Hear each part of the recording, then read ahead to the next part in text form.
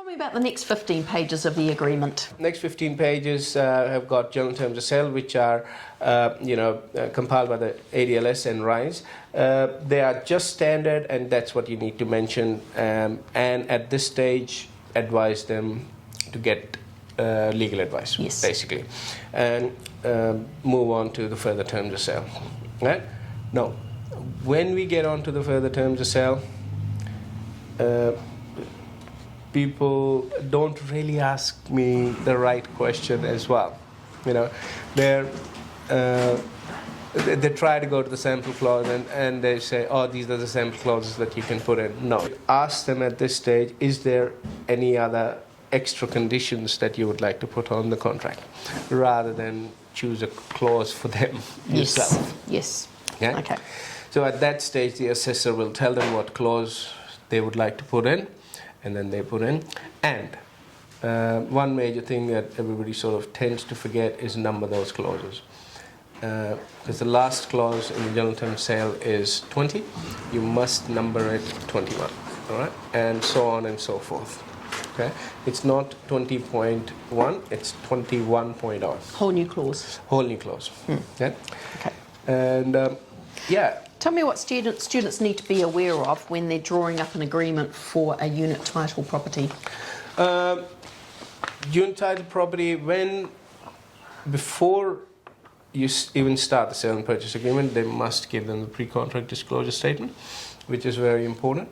And they need to explain the pre-contract disclosure statement. They need to know what it is, right? What's in it? Why are you giving it to the buyer? It is a legal requirement, but why is it a legal requirement? They need to know that it contains information about body corporate, utility interest, ownership interests. Right?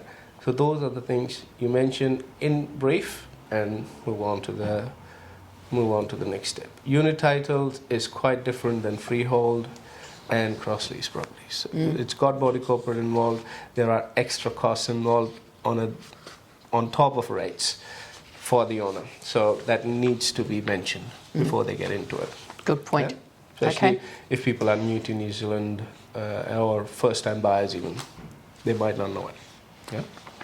Okay, Tim, what do you think licensed need to know about Schedule 1? Well, very simple. Schedule 1 needs to be filled out if any party is GST registered. If they're not GST registered, strike it out, move on to the next page. Okay? We don't really need to harp on about too much about it. Okay? Because we are not GST registered here, we move on. Okay, right? Great.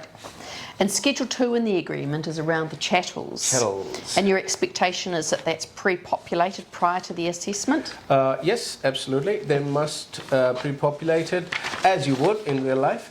The chattels would be decided by the vendor already. When you prepare the sale and purchase agreement, the chattels go on there.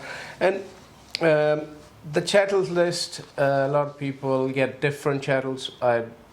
As long as they're pre-populated it from their property description sheet from assessment 2.1. Okay? You need to go back to that and get that property description sheet and copy the chattels from there. Read your assessment book. It'll tell you everything that you need to do and bring to the assessment.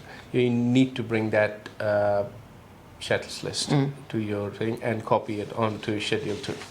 Okay? Pre-populated, put the number in, cross out anything that doesn't apply, add in anything that does apply. Absolutely. Brilliant. Right. Okay, fabulous.